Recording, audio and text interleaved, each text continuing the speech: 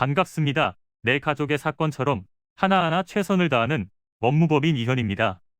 누구나 법적 문제가 생기면 심적으로나 경제적으로 큰 부담을 갖게 됩니다. 혼자서 해결해 보려 하겠지만 만족스러운 결과를 이끌어내기가 쉽지 않죠. 여러분의 정신적인 고통, 금전적인 어려움을 이해하며 이현의 법률 상담 시스템을 통해 도움을 드리고 있습니다. 의뢰인의 문제는 하나의 사건이 아니라 한 사람의 삶이라는 마음으로 면밀하게 분석하여 해결의 실마리를 찾아드리겠습니다. 자, 그럼 오늘의 주제인 강간죄 성립요건에 대하여 함께 알아볼까요?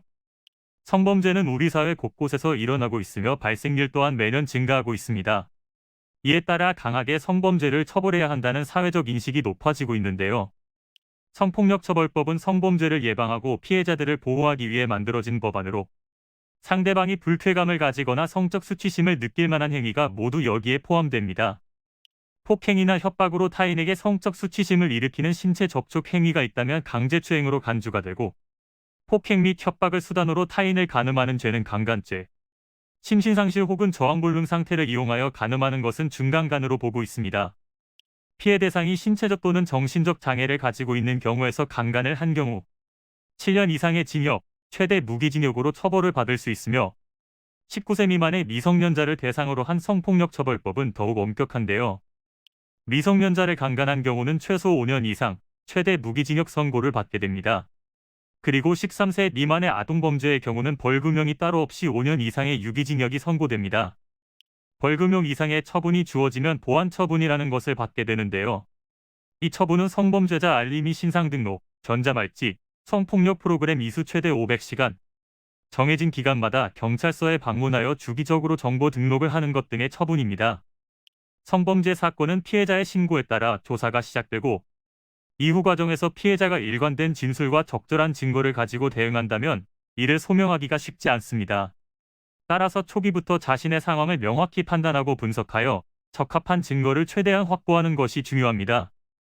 또한 정말 순간의 욕구를 절제하지 못함으로 인해 범죄를 저지른 상황이라면 무작정 자신의 행위를 부인하기보다는 피해자에게 진심 어린 용서를 구하고 합의를 이루시는 것도 하나의 방법이 될 수 있습니다. 이는 간단히 분석될 문제가 아닌 경우들이 대부분이므로 꼭 법률적인 상담을 받아보는 것이 현명하다고 볼 수 있습니다. 그리고 가능한 한 긴 싸움이 되지 않도록 최대한 빠르게 조치를 취하는 것이 좋습니다. 미루면 미룰수록 사건에 대한 난이도가 높아질 수도 있기 때문이지요.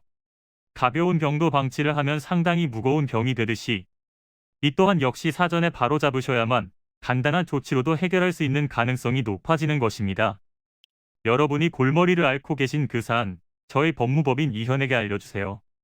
이현의 법률 상담 시스템을 통해 든든한 지원군이 되어드리겠습니다.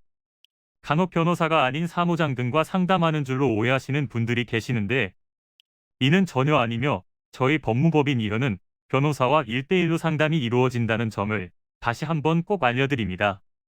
저희는 하나의 분야가 아닌 민사, 형사, 가사뿐만 아니라 비송사건 등 모든 것을 추구하고 있는 종합 로펌입니다.